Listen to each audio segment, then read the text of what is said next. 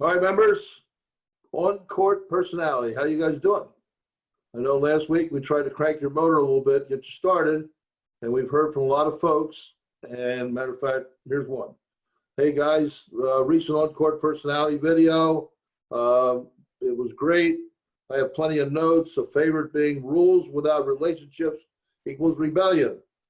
That came from Rob last week. Now we're going to now transition into some of our high-profile guests, and we have the perfect person to start us off in this series. Reminding you now that the mental skills series is still there, and you still should come back and reference all that material you got since September. We're going to take you to graduate school here now. So our guest, Penny Davis, known Penny for a long time, outstanding referee, has worked at every level. Successful WNBA, the D League, the NC2A college, and she was so good that she worked her way right out of a job. And this past July, the NC2A offered her a position as the national coordinator of women's basketball officials. So Penny's going to come to us from the aspect as a working referee, but as an administrator and somebody who has to make a decision on some very high-profile games for this coming March. So we're honored. Thank you, Penny, for being with us. We're going to jump into this, and we're going to start out with you as a referee. And if you reflect, it wasn't that long ago, on how all that went and some things that you did, because I know from watching your work that this was clearly one of your strengths, that you got people to believe and to trust you. And that certainly helped you through your journey as an on-court official. So if you can kind of start and reflect on the things for Penny Davis as an on-court referee that was effective as far as your personality. Sure.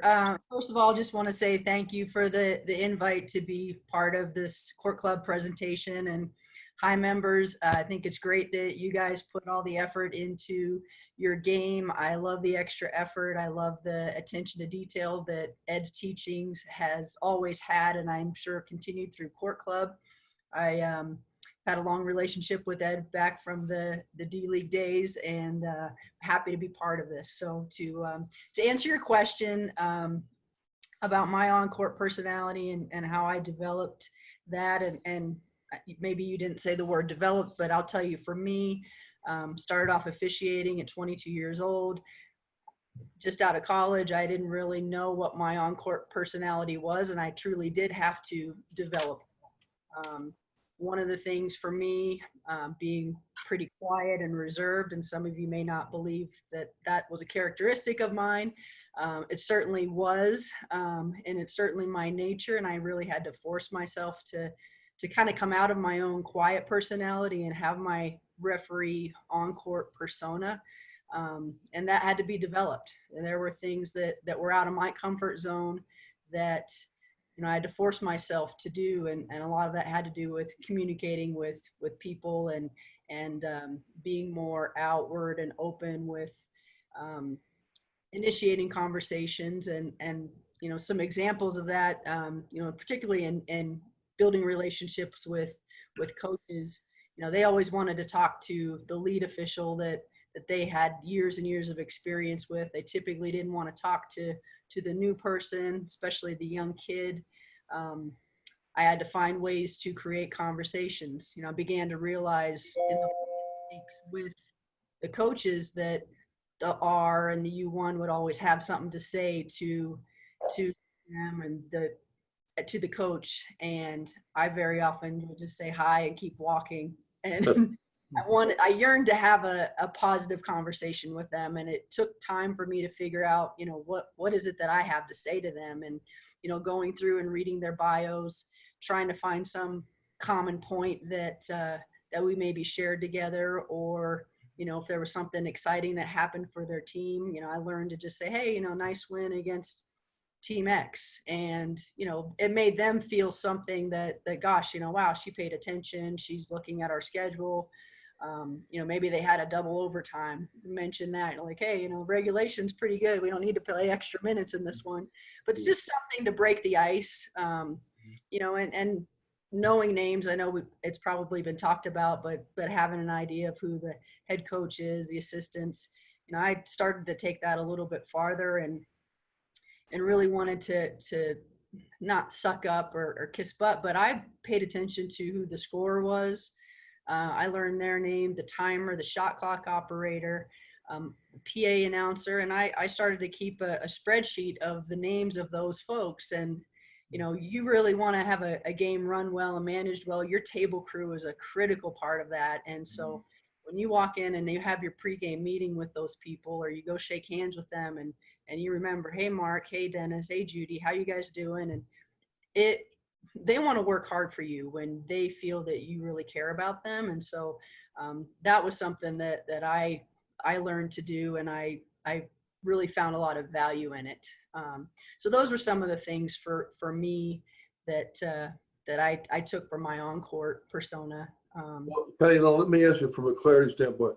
So you're going to go to a school, and you've been there before, and so you have some history.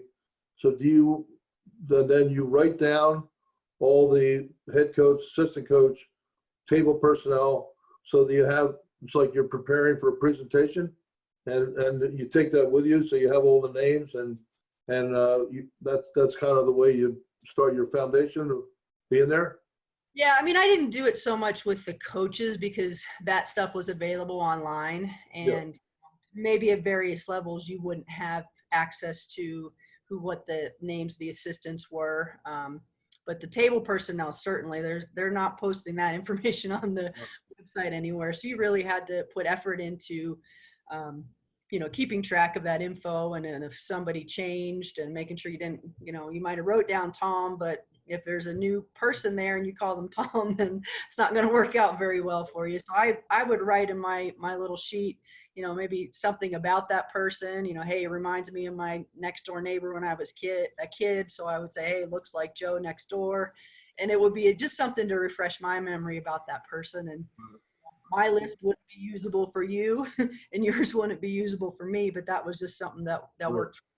Well, you mentioned, sucking up, kissing butt. That's the thing I think that we have to really portray to people, but is that you're taking a bit of a risk here sometimes where people are going outside their personality, but this is not that. This is professionalism, and knowing people's names and being able to connect with them is a way to elevate professionalism.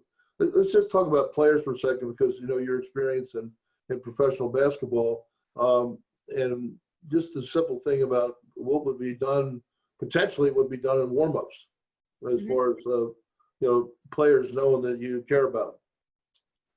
Yeah, it's I think with players, you have to be really careful. And at the pro level, the expectation was that you knew the names of the players, and you were prepared to call them by name, and they would call you by name. And I think at the culture at the collegiate level and probably at the high school level is not to know names. And honestly, it would be really difficult, I think, because of the volume of teams that are out there to have that kind of knowledge. And so, usually a player's name, at the collegiate level, I would say be very, very careful of it unless they're a team captain, because, what you would not want to do is have a coach or a team feel that there was some type of favoritism. And, if you don't know the names of their players, correspond. Okay. Because I would think, that makes sense. But you did mention team captain. So if you have two teams and the captain's names of both teams, then as you address them, at least they know that you've initiated a conversation and you had their name. You knew their name, because you might need them at some point. Yeah, right? Absolutely. It goes a long way. Okay. All right. So we're still officiating, and I want to talk about the things kind of go difficult personalities that we have to deal with going in, having a plan with difficult personalities, and potentially finding a voice of reason. So, we know that there's times when the head coaches, with their stress, their personalities, their just things that are happening in their lives or with their teams.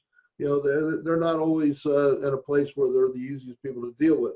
And we have to find a way to navigate. Sometimes things happen. Talk about relationships with that potential voice of reason, maybe the assistant coach, or as we would. Does that happen to you? Yeah, absolutely. And I think the other thing to keep in mind is you may have the best intentions and you may want to have these great relationships with these coaches and great rapport. And I can attest with my years of experience that there are some that are just going to conflict with your personality or your style, and there may be no winning that one for you, and your strategy needs to change in that moment or in that relationship. And you have to recognize, like, okay, this coach is the wrong team. You know, I've tried this, and this, it doesn't work. You know, flat out, they really just don't care for me. And my strategy now is to get through this 40 minutes in front of us, and I'm professional. I'm going to be me.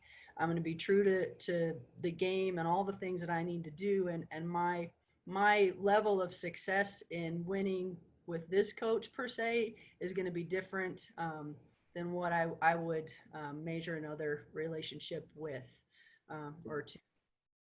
Well, and that's interesting you say that, because I don't think we can expect to win. And then I think what I've seen is that closure is probably not part of the deal, but we have to still be effectively communicate without an expectation of getting any kind of warm fuzzy in return.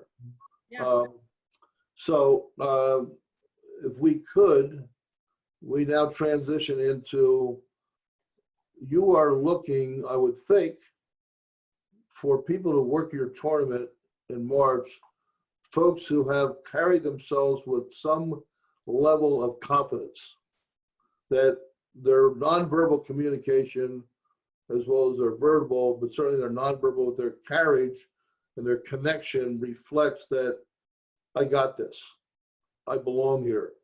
I'm confident. I've had lots of conversations with assistant coaches in the recent months, and there's such a fine line between confidence and arrogance, and sometimes we get it real close to that line, and we see that. You know, I've lived that myself. I was a victim of that with my own personality. So let's talk about that and where that goes, as far as you've got some obviously major decisions to make of people that are going to be in a very high profile positions. So give us some guidelines here as to what would be the ideal on-court personality for one of Penny Davis's referees. Well, I think for the group of people that are in consideration for the tournament, you know, they check all the boxes, and a lot of times it's the personality piece, it's the relationship piece that becomes a separator. So obviously they're going to be a good play caller. They're athletic. They understand the rules. They know the rules. You know, all of those competencies are there, and that's a non-negotiable item. And then you get to the personality piece, and you know, for me in my position, having started in July, you know, I'm learning who all of the players are, all of the players being the officials that are in consideration, and so I'm building these relationships and I'm learning about them, and you know, we have a few conversations and post-game locker room conversations, and so I'm getting an opportunity to find out about their personalities, you know, how they articulate themselves. You know, I can identify pretty quickly if they're a good communicator, where their basketball IQ is, you know, and seeing them on the floor and how they carry themselves with their body language and with partners and coaches. You know, we talk a lot about players and coaches, but so often we don't talk about our interactions with our partners. And, you know, a big piece of, you know, my job is to look at, you know, 112 people and figure out crews. when I think of how somebody's going to play a part in a crew, you know, if you get too many cooks in the kitchen, sometimes it's not a recipe for success. So, you know, you don't want three strong personalities or three dominant people. You know, you want somebody who's maybe can be the glue in a situation, or, you know, be that calming force. So there's a lot of things that come into play in regards to personality, you know, besides, you know, just that tough professional, you know, appearance and strength on the court and exuding confidence. There's a lot of other pieces to that. Yeah. So yeah, crew dynamics. So that's very interesting. So, okay, you got me thinking here. So if you have a person who is a 10 or 12-year official and, you know, they've had some tournament experience, or you're considering them, and you see them in a role as, quote, crew chief, and so they are clearly in a leadership deal. I mean, that person has got to continue to develop their skills so that if they don't have that title next to their name, they can still be effective and be the number two person, but work like the one without making the one feel like they're being pushed off the edge. Is that so? That's it's interesting. You go in the locker room and have these conversations. I'm sure that's really healthy.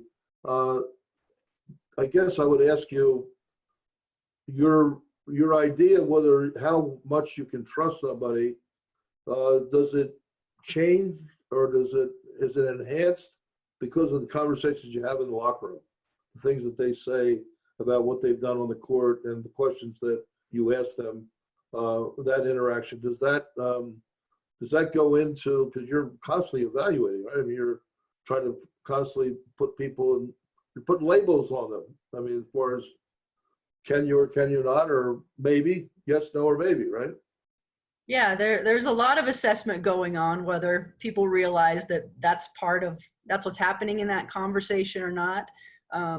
You know, and I know that given my title, how people respond to me maybe has changed, you know, from where it was in June to where it is today. You know, I'm not naive to think that I'm getting, you know, their best foot forward. And, you know, I think the other piece of that is, you know, I'm pulling information from a lot of sources, and I'm doing a whole lot of listening, and there's a team behind me or with me that is also out there doing the same thing. And, you know, and if you're not treating them the same way you're treating me when they're in the locker room, you know, those things all come out. And I think sometimes people get a little nearsighted as to some of the things that go into decision making. Okay, I know you run a very successful camp, the referee school, and a lot of folks that would be at the level of court club, you know, people who are working hard at their game would be potentially the kind of folks that would be attending your camp. So I want to address something. So somebody shows up at your camp and they're pretty sound, they put in the work, but they're extremely introverted.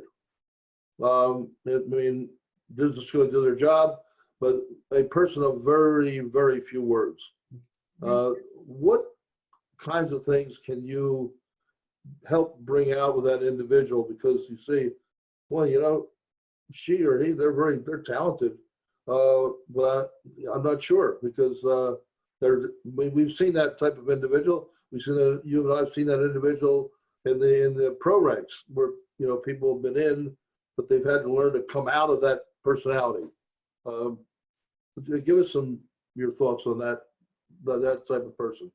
Yeah, you know, it's interesting because you do have to develop the whole referee. And, you know, one of the reasons I started a referee school back when I did over 10 years ago was because I wanted to help officials get to where they aspired to go. And a lot of the skills that needed to be taught weren't taught at a lot of the camps that I had gone to in bulk. And so, you know, we do a lot of classroom stuff and activities that are very applicable. And to your specific question, one of the things we did a few years ago, we asked officials in their registration form, you know, something unique about them. And so from, you know, 60 campers, we had 60 unique things about people. We made a questionnaire, and it was basically like a social networking questionnaire. And some of the staff were answers to questions, and some of the campers were answers to questions. So, you had to go and find out, who had